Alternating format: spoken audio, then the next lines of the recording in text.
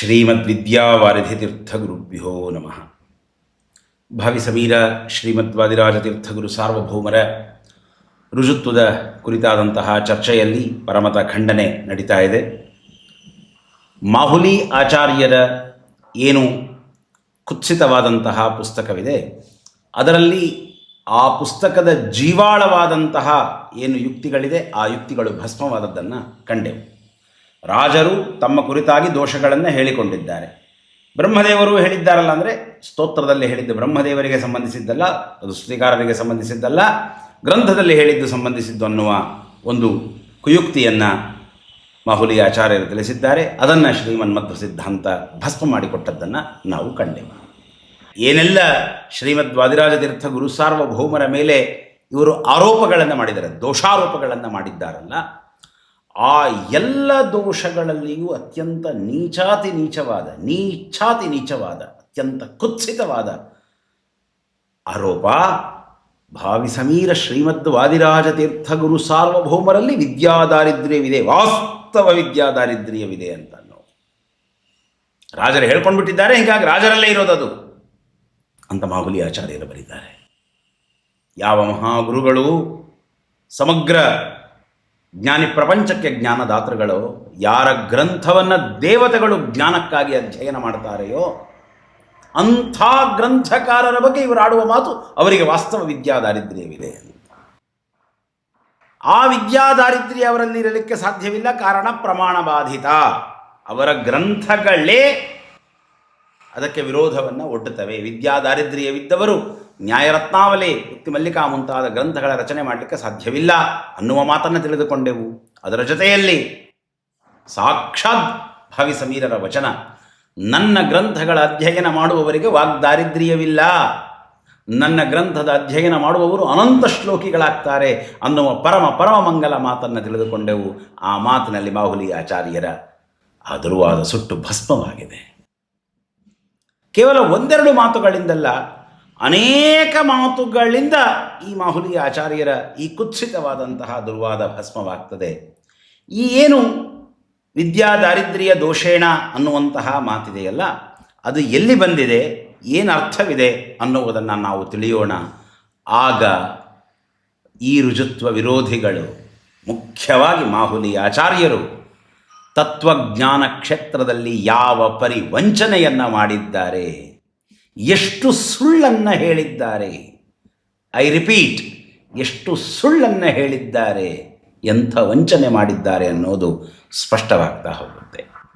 ಈ ವಿದ್ಯಾದಾರಿದ್ರ್ಯ ದೋಷೇಣ ಅನ್ನುವಂತಹ ಮಾತೇನು ಬಂದಿದೆ, ಇದು ಶ್ರೀಮದ್ ಯುಕ್ತಿ ಮಲ್ಲಿಕಾ ಗ್ರಂಥದ ಕಟ್ಟಕಡೆಯ ಭಾಗದಲ್ಲಿ 5 ಸೌರಭಗಳಿವೆ. ಅದರಲ್ಲಿ ಕಡೆಯ ಸೌರಭದಲ್ಲಿ, ಮುಕ್ತಿ ಸೌರಭದಲ್ಲಿ ಬಂದಂತಹ ಮಾತು ನೋಡಿ. ಅತಃ ಶುಭಗುಣಾಂಬೋಧಿ ಶುದ್ಧ ಸರ್ವ ವಿಲಕ್ಷಣ ಸತ್ಯ ವಿಶ್ವಾಶ್ರಯೋ ಮುಕ್ತೇಶೋ ಜಯತಿ ಪ್ರಭು ಅಂತ ಶ್ರೀಮದ್ ವಾದಿರಾಜತೀರ್ಥ ಗುರು ಸಾರ್ವಭೌಮರು ತಮ್ಮ ಯುಕ್ತಿಮಲ್ಲಿಕಾ ಗ್ರಂಥವನ್ನು ಉಪಸಂಹಾರ ಮಾಡುತ್ತಾರೆ. ಯುಕ್ತಿಮಲ್ಲಿಕಾ ಗ್ರಂಥದಲ್ಲಿ ಮೊದಲ ಸೌರಭದಲ್ಲಿ ಭಗವಂತ ಗುಣಪರಿಪೂರ್ಣ ಅಂತ ಹೇಳಿ ಗುಣಸೌರಭದಲ್ಲಿ ಸ್ಥಾಪನೆ ಮಾಡಿದ್ದಾರೆ. ಅವನು ಪರಿಶುದ್ಧನಾದವನು ಅಂತ ಹೇಳಿ ಶುದ್ಧಿ ಸೌರಭದಲ್ಲಿ ಸ್ಥಾಪನೆ ಮಾಡಿದ್ದಾರೆ. ಆನಂತರ ಭೇದ ಸೌರಭದಲ್ಲಿ ಅವನು ಸರ್ವ ವಿಲಕ್ಷಣ, ಸಮಗ್ರ ಜಗತ್ತಿನಿಂದ ಭಿನ್ನನಾದವನು ಅಂತ ಹೇಳಿ ಸಮರ್ಥನೆ ಮಾಡಿದ್ದಾರೆ. ವಿಶ್ವ ಸೌರಭದಲ್ಲಿ ಸತ್ಯವಾದ ವಿಶ್ವಕ್ಕೆ ಆಶ್ರಯನಾದವನು ನಾರಾಯಣ, ಅದನ್ನು ನಿರ್ಮಾಣ ಮಾಡಿದವನು ನಮ್ಮ ಸ್ವಾಮಿ ಅಂತ ಹೇಳಿ ಸ್ಥಾಪನೆ ಮಾಡಿದ್ದಾರೆ. ಕಡೆಯ ಮುಕ್ತಿ ಸೌರಭದಲ್ಲಿ ಪರಮಾತ್ಮ ಮುಕ್ತರಿಗೆ ಒಡೆಯ ಅನ್ನುವುದನ್ನು ಸಮರ್ಥನೆ ಮಾಡಿದ್ದಾರೆ. ಈ 5 ವಿಷಯಗಳನ್ನು ಸಂಗ್ರಹ ಮಾಡಿ, ಅತಃ ಶುಭ ಗುಣಾಂಬೋಧಿ ಶುದ್ಧ ಸರ್ವವಿಲಕ್ಷಣ ಸತ್ಯ ವಿಶ್ವಾಶ್ರಯ ಮುಕ್ತೇಶೋ ಜಯತಿ ಪ್ರಭು, ಉತ್ಕೃಷ್ಟನಾಗಿ ಇದ್ದಾನೆ. ನಾವು ಹೇಳಿದ ತತ್ವ ಅನಂತ ಕಾಲದವರೆಗೆ ಹೀಗಿರುತ್ತದೆ ಅಂತ ಹೇಳಿ ಉಪಸಂಹಾರವನ್ನು ಮಾಡಿದ್ದಾರೆ ನಮ್ಮ ಭಾವಿ ಸಮೀರರು. ಅಂದರೆ ಯುಕ್ತಿ ಮಲ್ಲಿಕಾ ಗ್ರಂಥ ಅಲ್ಲಿಗೆ ಮುಗಿತದೆ. ಅದರ ಮುಂದಿನ ಮಾತುಗಳನ್ನು ಯಾಕೆ ಹೇಳಿದ್ದಾರೆ ಅಂತ ಶ್ರೀ ಸುರೋತ್ತಮ ತೀರ್ಥ ಶ್ರೀಪಾದಂಗಳವರು ತಿಳಿಸಬೇಕಾದರೆ ಹೇಳ್ತಾರೆ. ಅದರ ಮುಂದಿನ ಮಾತೇನು, ವಿತ್ತೈರಿಕ್ತೋಪಿ ಜಾತ್ಯುಚ್ಚೋ ನಾತ್ಯಲ್ಪಮುಪಸರ್ಪತಿ ಸುಕ್ಷೀಣಕ್ಷೇಷ ರಕ್ಷಾ ಸ್ಯಾತ್ ಅರ್ಕೋದರ್ಕಶ್ರಿಯೈವಹಿ. ರಾಜರ ಭಕ್ತರಿಗೆ ಹೇಳ್ತೇನೆ, ಅತ್ಯಂತ ಭಕ್ತಿ ಶ್ರದ್ಧೆಗಳಿಂದ ಈ ಮಾತುಗಳನ್ನು ಕೇಳಿ ಬದುಕನ್ನು ಬಂಗಾರಗೊಳಿಸುವ ಮುಖ್ಯವಾಗಿ ವಿದ್ಯಾರ್ಥಿಗಳು ತಿಳಿಯಬೇಕಾದ ವಿಷಯ. ನಾವು ವಿದ್ಯಾರ್ಥಿಗಳು ವಿದ್ವಾಂಸರಾಗಬೇಕಾದರೆ ಯಾವ ಎಚ್ಚರ ನಮ್ಮೊಳಗಿರಬೇಕು, ಶ್ರೀಮದಾನಂದ ತೀರ್ಥ ಭಗವತ್ಪಾದಾಚಾರ್ಯರ ಶಾಸ್ತ್ರವನ್ನು ಯಾವ ರೀತಿಯಾಗಿ ಕಾಣಬೇಕು ಅನ್ನುವುದನ್ನು ನಮ್ಮ ಈ ಮಹಾಗುರುಗಳು ಶ್ರೀಮದ್ ಭಾವಿ ಸಮೀರರು ತಿಳಿಸಿಕೊಡ್ತಾರೆ. ವಿತ್ತೈರಿಕ್ತೋಪಿ ಜಾತ್ಯುಚ್ಛ ಅನ್ನುವಂತಹ ಮಾತಿಗೆ ಅವತರಣಿಕೆಯನ್ನು ನೀಡುತ್ತಾರೆ ನಮ್ಮ ಶ್ರೀ ಸುರೋತ್ತಮ ತೀರ್ಥ ಗುರುರಾಜರು. ವಿಪತ್ತೌ ತತ್ಪರಿಹಾರಾಯ, ವಿಪತ್ತು ಬಂದಾಗ ಪರಿಹಾರಕ್ಕಾಗಿ, ಸಂಪತ್ತೌ ತದ್ದಾತು ರವಿಸ್ಮರಣಾಯ, ಸಂಪತ್ತು ಬಂದಾಗ ಯಾರು ಸಂಪತ್ತನ್ನು ಕೊಟ್ಟಿದ್ದಾರೋ ಆ ಸ್ವಾಮಿಯನ್ನು ಮರೆಯಬಾರದು ಅನ್ನುವುದಕ್ಕಾಗಿ, ಮತ್ತು ಸಂಪತ್ ಸ್ಥೈರ್ಯಾಯ ಚ, ಭಗವಂತ ಕೊಟ್ಟಂತಹ ಸಂಪತ್ತು ನಮ್ಮಲ್ಲಿ ಉಳಿಯಬೇಕು, ಆ ಸಂಪತ್ತನ್ನು ಉಳಿಸಿಕೊಳ್ಳುವುದಕ್ಕಾಗಿ ಶ್ರೀ ಸುರೋತ್ತಮ ತೀರ್ಥ ಶ್ರೀಪಾದಂಗಳವರು ಬಳಸಿದ ಶಬ್ದ ನೋಡಿ, ಸಂಪತ್ ಸ್ಥೈರ್ಯಾಯ ಚ ಹರಿಭಕ್ತೇನ, ಹರಿಭಕ್ತನಾದವನು ಸರ್ವೋತ್ತಮೋ ಹರಿರೇವ ಪ್ರಾರ್ಥ್ಯೋ ನಾಣ್ಯ, ಸರ್ವೋತ್ತಮನಾದ ಶ್ರೀಹರಿಯನ್ನೇ ಪ್ರಾರ್ಥನೆ ಮಾಡಬೇಕು. ಇತ್ಯತ್ರ ದೃಷ್ಟಾಂತಮಾಹ ವಿತ್ತೈರಿತಿ. ಈ ಶ್ಲೋಕ ಯಾರಿಗಾಗಿ ಅಂತ ಹೇಳ್ತಾ ಇದ್ದಾರೆ? ಹರಿಭಕ್ತನಾದವನು ವಿಪತ್ತನ್ನು ಪರಿಹಾರ ಮಾಡಿಕೊಳ್ಳಲಿಕ್ಕೆ, ಸಂಪತ್ತನ್ನು ಪಡೆಯಲಿಕ್ಕೆ, ಪಡೆದ ಸಂಪತ್ತನ್ನು ಉಳಿಸಿಕೊಳ್ಳಲಿಕ್ಕೆ, ಈ 3 ಕಾರಣಗಳಿಗೆ ಸರ್ವೋತ್ತಮನಾದ ಭಗವಂತನನ್ನೇ ಆಶ್ರಯಿಸಬೇಕು ಅಂತ ರಾಜರು ಹೇಳಿಕೊಡ್ತಾ ಇದ್ದಾರೆ ಅಂತ ಹೇಳ್ತಾ ಇದ್ದಾರೆ. ಹರಿಭಕ್ತೇನ, ಸ್ಪಷ್ಟವಾದ ವಚನವಿದೆ, ಹರಿಭಕ್ತೇನ ಸರ್ವೋತ್ತಮೋ ಹರಿದೇವ ಪ್ರಾರ್ಥ್ಯ ನಾಣ್ಯ ಇತ್ಯತ್ರ ದೃಷ್ಟಾಂತಮಾಹ ವಿತ್ತೈರಿತಿ. ಹಾಗಾದರೆ ಯಾರ ಪ್ರಕರಣವಿದು? ಹರಿಭಕ್ತರ ಪ್ರಕರಣ. ಹರಿಭಕ್ತರಿಗಾಗಿ ಉಪದೇಶ ಮಾಡ್ತಾ ಇದ್ದಾರೆ. ಮೊಟ್ಟ ಮೊದಲಿಗೆ ಗ್ರಂಥವೇ ಶಿಷ್ಯರಿಗಾಗಿ ರಚನೆಯಾಗ್ತದೆ, ಅದರಿಂದಾಗಿ ಇದು ಶಿಷ್ಯರಿಗೆ ಅಂತ ನಿರ್ಣಯಿತ. ಹೇಳಿದ ಎಲ್ಲ ವಿಷಯಗಳೂ ಶಿಷ್ಯರಿಗೇನೆ. 5 ಸೌರಭಗಳಲ್ಲಿ ಹೇಳಿದ ಏನೆಲ್ಲ ವಿಷಯಗಳಿವೆ ಆ ಎಲ್ಲವೂ ಭಕ್ತರ ಉಪದೇಶಕ್ಕಾಗಿ ಹೇಳಿದ್ದು. ತಮ್ಮ ಮಹಿಮಾ ಏನು ಹೇಳ್ತಾರೆ ಅದೂ ಸಹಿತ ಭಕ್ತರಿಗಾಗಿಯೇ ಹೇಳಿದ್ದು, ಭಕ್ತರು ತಿಳಿದುಕೊಳ್ಳಿ ಅಂತ ಹೇಳಿದ್ದು. ಇಲ್ಲಿ ವಿಶೇಷವಾಗಿ ಹರಿಭಕ್ತೇನ ಅಂತ ಹೇಳಿ ಇದು ಹರಿಭಕ್ತರಿಗಾಗಿ ಅಂತ ಪರಿಸ್ಪಷ್ಟವಾಗಿ ಶ್ರೀ ಸುರೋತ್ತಮ ತೀರ್ಥ ಗುರುರಾಜರು ತಿಳಿಸ್ತಾ ಇದ್ದಾರೆ. ರುಜುತ್ವ ವಿರೋಧಿಗಳು ಮೇಲಿಂದ ಮೇಲೆ ಪ್ರಶ್ನೆ ಮಾಡ್ತಾರಲ್ಲ, ತಮ್ಮ ಶಿಷ್ಯರಿಗಾಗಿ ಹೇಳಿದ್ದು ಅಂತ ಎಲ್ಲಾದರೂ ಇದೆಯಾ? ಯಾಕೆ ಈ ಎಲ್ಲ ರುಜುತ್ವ ವಿರೋಧ ದುರ್ವಾದಗಳನ್ನು ತಮ್ಮ ಶಿಷ್ಯರ ತಲೆಯಲ್ಲಿ ತುಂಬಿಸಿರ್ತಕ್ಕಂತಹ ಮಾಹುಲಿ ಆಚಾರ್ಯರಿಗೆ ಶ್ರೀ ಸುರೋತ್ತಮ ತೀರ್ಥ ಶ್ರೀಪಾದಂಗಳವರ ಈ ಶಬ್ದ ಹರಿಭಕ್ತೇನ ಅನ್ನುವ ಶಬ್ದ ಕಂಡಿಲ್ಲವ? ಕಂಡಿಲ್ಲ, ಕಂಡಿದೆ. ಕಾರಣ ಅವರೇ ಉಲ್ಲೇಖ ಮಾಡ್ತಾರೆ. ಇದೇ ಪ್ರಕರಣದಲ್ಲಿ ಬರತಕ್ಕಂತಹ ಶ್ಲೋಕವನ್ನು ಉಲ್ಲೇಖ ಮಾಡಿ ಸ್ವರಾಜನಗರೀಷು ವೈಕುಂಠಾದಿಷು ಅಂತ ಹೇಳಿ ಉಲ್ಲೇಖ ಮಾಡ್ತಾರೆ. ವಿದ್ಯಾ ದಾರಿದ್ರ್ಯ ದೋಷೇಣ ಅನ್ನುವಂತಹ ಕಡೆಯಲ್ಲಿ ಶ್ರೀ ಸುರೋತ್ತಮ ತೀರ್ಥರ ಟಿಪ್ಪಣಿ ಅಂತ ಹೇಳಿ ಹೆಸರು ಹೇಳಿ ವಾಕ್ಯವನ್ನು ಸಹಿತ ಉಲ್ಲೇಖ ಮಾಡಿದ್ದಾರೆ. ಇದು ಹರಿಭಕ್ತರಿಗಾಗಿ ಹೇಳಿದ್ದು ಅಂತ ಶ್ರೀ ಸುರೋತ್ತಮ ತೀರ್ಥ ಶ್ರೀಪಾದಂಗಳವರು ಘಂಟಾಘೋಷವಾಗಿ ರಾಜರು ಹೀಗೆ ಮಾಡ್ತಾ ಇದ್ದಾರೆ ಅಂತ ಹೇಳಿಲ್ಲ, ಇದು ಹರಿಭಕ್ತರು ಹೀಗೆ ಮಾಡಬೇಕು. ಹರಿಭಕ್ತೇನ ಸರ್ವೋತ್ತಮೋ ಹರಿರೇವ ಪ್ರಾರ್ಥ್ಯ ನಾಣ್ಯ ಅಂತ ಹೇಳಿ ತಿಳಿಸ್ತಾ ಇದ್ದಾರೆ. ಹರಿಭಕ್ತರಿಗಾಗಿ ತಿಳಿಸ್ತಾ ಇದ್ದಾರೆ. ಮಾಹುಲಿ ಆಚಾರ್ಯರು ಅದನ್ನು ಮುಚ್ಚಿಟ್ಟು ಅದನ್ನು ಸಮಾಜಕ್ಕೆ ತೋರಗೊಡದೆ ವಂಚನೆ ಮಾಡಿದ್ದಾರಲ್ಲ. ಸಮಾಜ ಏನು ಮಾಡಬೇಕು, ಯಾರನ್ನು ಅನುಸರಿಸಬೇಕು ಅನ್ನೋದನ್ನು ನಿರ್ಣಯ ತೆಗೆದುಕೊಳ್ಳಿ. ನಾವೆಲ್ಲರೂ ಇವರು ತತ್ವವನ್ನು ಹೇಳ್ತಾರೆ ಅಂತ ಇವರ ಹತ್ತಿರ ಹೋದದ್ದು. ಸಣ್ಣ ಮಕ್ಕಳು ನಾವು, 14-15 ವರ್ಷದ ಮಕ್ಕಳು ವಿದ್ಯಾಪೀಠಕ್ಕೆ ಹೋಗಿರ್ತೇವೆ. ರಾಜರ ಭಕ್ತರು ನಾವು, ರಾಜರಿಂದ ಉದ್ಧಾರ ಕಂಡವರು. ಅಂಥ ಮಹಾನುಭಾವರ ಬಗ್ಗೆ ತಪ್ಪು ತಿಳುವಳಿಕೆಯನ್ನು ಮೂಡಿಸುವುದು, ಇರುವ ವಾಕ್ಯವನ್ನು ಮುಚ್ಚಿ ಹಾಕಿ ಹರಿಭಕ್ತೇನ ಅನ್ನುವ ಮಾತನ್ನು ಯಾಕೆ ಮುಚ್ಚಿ ಹಾಕಿದರು ಮಾಹುಲಿ ಆಚಾರ್ಯರು? ಸಮಾಜಕ್ಕೆ ಹೇಳಲಿ. ಇವತ್ತು ಇಡೀ ಜಗತ್ತಿಗೆ ಉತ್ತರ ಕೊಡುವ ಉತ್ತರಾದಿ ಮಠ ಅಂತ ಹೇಳಿಕೊಳ್ತಾರಲ್ಲ ಉತ್ತರಾದಿಯರು, ಸತ್ಯಾತ್ಮರು. ಉತ್ತರ ಕೊಡಿ. ಇವತ್ತು ಉತ್ತರವಿಲ್ಲದೆ ಇದ್ದೀರಿ. ಎಂಥ ಗಂಭೀರವಾದ ವಿಷಯ ಇದು. ಹರಿಭಕ್ತ ಪ್ರಕರಣ. ಹಿಂದೆ ಯುಕ್ತಿಮಲ್ಲಿಕೆ ಉಪಸಂಹಾರವಾಯಿತು. ಜಯತಿ ಪ್ರಭು ಅಂತ ನಿಲ್ಲಿಸಿದ್ರು ಅಲ್ಲಿಗೆ. ಮುಂದೆ ಹರಿಭಕ್ತರಿಗೊಂದು ವಿಶೇಷವಾದ ಕಿವಿ ಮಾತನ್ನು ಹೇಳ್ತಾ ಇದ್ದಾರೆ. ಎಂಥ ಅದ್ಭುತ ಮಾತು ಈಗ ತಿಳಿತೇವೆ ನಾವು. ಇಡೀ ಶಾಸ್ತ್ರ ಪ್ರಪಂಚದಲ್ಲೇ ಮಾಧ್ವ ಸಾಹಿತ್ಯದಲ್ಲೇ ಅತ್ಯಪೂರ್ವವಾದ ಏಕೈಕತ್ರ ಇರುವಂಥದ್ದು ಕೇವಲ ಇಲ್ಲಿದೆ ವಿಷಯ. ಅಂಥ ಪರಮಾದ್ಭುತ ವಿಷಯವನ್ನು ನಮ್ಮ ರಾಜರೇ ಹೇಳ್ತಾ ಇದ್ದಾರೆ, ಉಪದೇಶ ಮಾಡ್ತಾ ಇದ್ದಾರೆ ಭಕ್ತರಿಗೆ. ಅದರ ಬಗ್ಗೆ ತಪ್ಪು ತಿಳುವಳಿಕೆ ಮೂಡಿಸಿದ್ದಾರೆ ಈ ಜನ. ಎಂಥ ಘೋರ ದುರಂತ ನೋಡಿ. ಇರುವ ಅರ್ಥಕ್ಕೆ ಅಪಾರ್ಥ ಹೇಳುವವರು ಯಾರು? ದೈತ್ಯರು. ಆ ಪರಂಪರೆಯನ್ನು ಅನುಸರಿಸಿದ್ದಾರೆ. ವಾದಿರಾಜರ ಮಾತುಗಳಿಗೆ ಅವರು ಏನು ಅರ್ಥವನ್ನು ತಿಳಿಸಿದ್ದಾರೆ ಅಂತನ್ನೋದನ್ನು ತಿಳಿಸಿಕೊಡೋದಕ್ಕೆ ನೀವು ಮುಂದೆ ಹೊರಡ್ತಾ ಇಲ್ಲ. ಅಷ್ಟೇ ಅಲ್ಲ, ಅವರು ಶಿಷ್ಯರು ಬರೆದಂತಹ ಅರ್ಥಗಳನ್ನು ಕೂಡ ತಿರುಚಿ ವ್ಯಾಖ್ಯಾನವನ್ನು ಮಾಡ್ತಾ ಇದ್ದೀರಲ್ಲ. ನಿಜವಾದ ವಾದಿರಾಜ ಗುರುಸಾರ್ವಭೌಮರ ದ್ರೋಹಿಗಳು ಯಾರು ಅಂತನ್ನೋದನ್ನು ಸಜ್ಜನ ಸಮುದಾಯ ನೀವೆಲ್ಲ ಅರ್ಥ ಮಾಡಿಕೊಳ್ಳಬೇಕು. ವಾದಿರಾಜ ಗುರುಸಾರ್ವಭೌಮರಾಗಲಿ ಅವರ ಶಿಷ್ಯರಾಗಲಿ ಹೇಳಿದ್ದನ್ನು ನಮಗೆ ತಿಳಿಸಿಕೊಡಿ ಅಂತ ಅವ್ರ ಎದುರಿಗೆ ಹೋಗಿ ಕೇಳಿ. ಆಗೇನು ಹೇಳ್ತಾರ ನೋಡೋಣ. ರಾಜರು ಪರಮಾದ್ಭುತವಾಗಿ ಹೇಳ್ತಾರೆ. ವಿತ್ತೈ ರಿಕ್ತೋಪಿ ಜಾತ್ಯುಚ್ಛ ನಾತ್ಯಲ್ಪಮುಪಸರ್ಪತಿ ಸುಕ್ಷೀನಕ್ಷೇಷ ರಕ್ಷಾ ಸ್ಯಾತ್ ಅರ್ಕೋದರ್ಕಶ್ರಯೈವಹಿ. ಏನದ್ಭುತವಾದ ಮಾತು, ಪರಮಾದ್ಭುತವಾದ ಮಾತು. ನಮಗೆ ಹರಿಭಕ್ತರಿಗೆ ವಿಪತ್ತಿನ ಪರಿಹಾರವಾಗಬೇಕಾಗಿದೆ, ಸಂಪತ್ತಿನ ಪ್ರಾಪ್ತಿಯಾಗಬೇಕಾಗಿದೆ.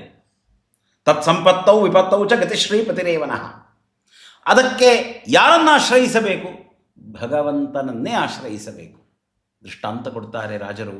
ಏನದ್ಭುತ ದೃಷ್ಟಾಂತ. ಸುಕ್ಷೀನರ್ಕ್ಷೇಷ ರಕ್ಷಾ ಸ್ಯಾತ್ ಅರ್ಕೋದರ್ಕ ಶ್ರಿಯೈವಹಿ. ಕೃಷ್ಣ ಪಕ್ಷದಲ್ಲಿ 15 ಕಲೆಗಳನ್ನು ಚಂದ್ರದೇವರು ಕಳೆದುಕೊಳ್ತಾರೆ. ಚಂದ್ರಗ್ರಹ, ಚಂದ್ರಮಂಡಲ ಕಳೆದುಕೊಳ್ತದೆ. ಅದನ್ನು ಮತ್ತೆ ಪಡೆಯಲಿಕ್ಕೆ ಸೂರ್ಯರನ್ನೇ ಆಶ್ರಯಿಸ್ತಾರೆ ಚಂದ್ರರು. ಶ್ರೀ ಸುರೋತ್ತಮ ತೀರ್ಥ ಶ್ರೀಪಾದಂಗಳವರ ವ್ಯಾಖ್ಯಾನವನ್ನು ನೋಡಿ. ಕ್ಷೀಣ ಪಂಚದಶ ಕಲಹ ಚಂದ್ರ ಅಮಾವಾಸ್ಯಾಂ ಸೂರ್ಯಮೇತ್ಯ ತತ ಏಕಾಂ ಸುಷುಮ್ನಾಖ್ಯ ತೇಜಃ ಕಲಾಂ ಸಂಗೃಹ್ಯ ಪ್ರತಿಪತ್ತಿಥಿಮಾರಭ್ಯ ಅಭಿವೃದ್ಧೋ ಭವತೀತಿ ಪೌರಾಣಿಕಿ ಪ್ರಥಾ. ಏವಂ ಸೋಮವಂಶೋತ್ಪನ್ನ ಕ್ಷತ್ರಿಯ ಕುಲಾಗ್ರೇಸರತಯ ಉಚ್ಚೇನ ಚಂದ್ರೇಣ ಸೂರ್ಯವಂಶಾಧಿಪತಿತ್ವೇನ ಉಚ್ಚಸ್ಯ ಸೂರ್ಯಸ್ಯೈವ ಪ್ರಾರ್ಥನಾತ್ ಭಗವದ್ಭಕ್ತತ್ವೇನ ಉತ್ತಮೋ ಜೀವಃ ಸ್ವಸಂಕಟೇಪಿ ಭಗವಂತಮೇವ ಆಶ್ರಯೇತ್ ನ ತ್ವನ್ಯಮಿತಿ ಭಾವಃ.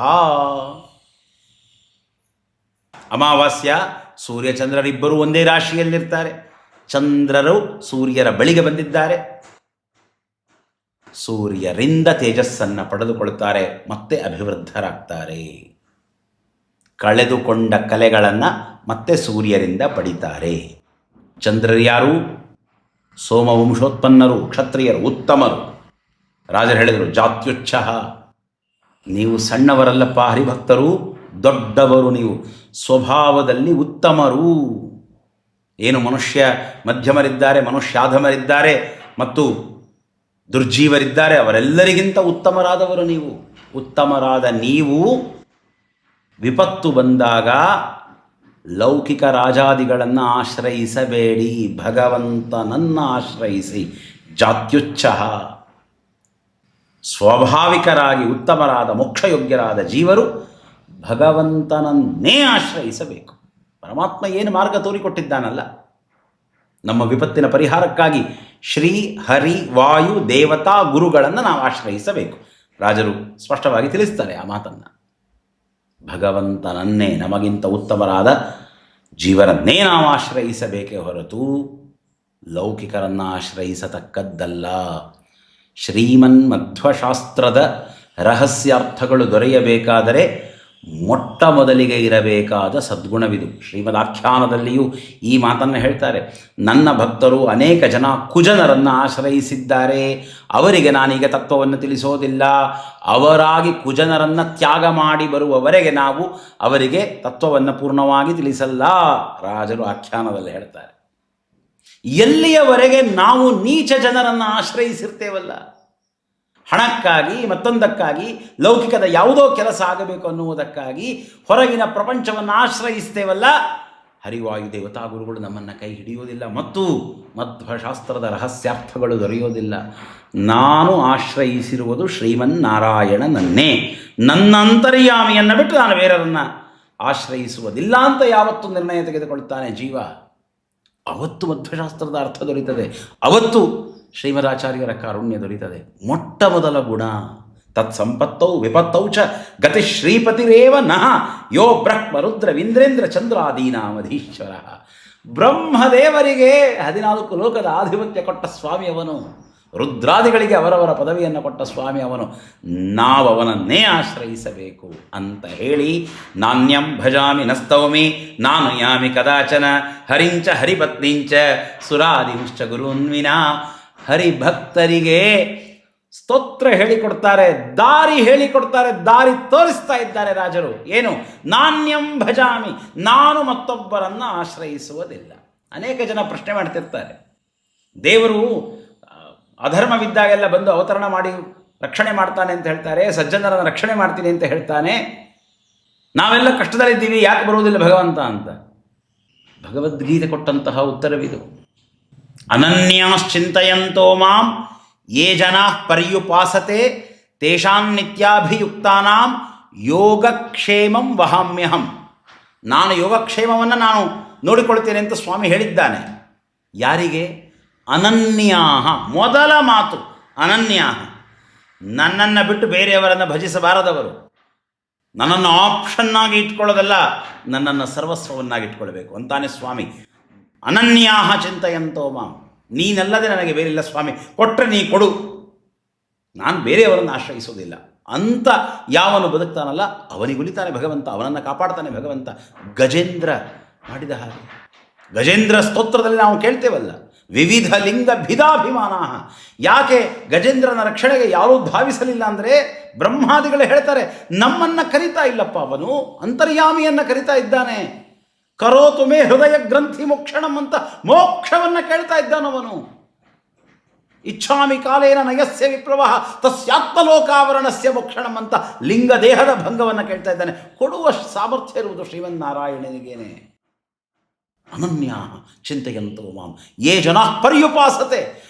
ಕುಳಿತಾಗ ನಿಂತಾಗ ಸಕಲ ವಿಧದಲ್ಲಿಯೂ ಯಾರು ಉಪಾಸನೆ ಮಾಡ್ತಾರೆ, ತೇಷಾಂ ನಿತ್ಯಾಭಿಯುಕ್ತಾನಾಂ, ಒಂದು ದಿವಸ ಅಲ್ಲ, ನಿತ್ಯಾಭಿಯುಕ್ತಾನಾಂ. ಅಧ್ಯಾತ್ಮ ನಿತ್ಯಾಹ ಅಂತ ಭಗವದ್ಗೀತೆ ಹೇಳ್ತದಲ್ಲ, ಅಂತಹವರಿಗೆ ಯೋಗಕ್ಷೇಮಂ ವಹಾಮ್ಯಹಂ.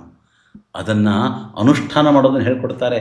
ನಾಣ್ಯಂ ಭಜಾಮಿ ನಸ್ತೌಮಿ, ಬೇರೆಯವರನ್ನು ನಾನು ಭಜನೆ ಮಾಡಲ್ಲ. ನಸ್ತೌಮಿ, ನಾನು ಬೇರೆಯವರನ್ನು ಸ್ತೋತ್ರ ಮಾಡೋದಿಲ್ಲ. ಬರ್ತದೆ ಪ್ರಸಕ್ತಿ. ನಮ್ಮವ್ರನ್ನ ನೀವು ಒಂಚೂರು ಹೊಗಳಿಬಿಡಿ, ನಮ್ಮವರ ಆಶ್ರಯ ನಿಮಗೆ ಕೊಡ್ತೇವೆ ಅಂತ. ಈ ನಾಲಿಗೆಯಿಂದ ನರರ ಸ್ತೋತ್ರ ಮಾಡತಕ್ಕದ್ದಲ್ಲ.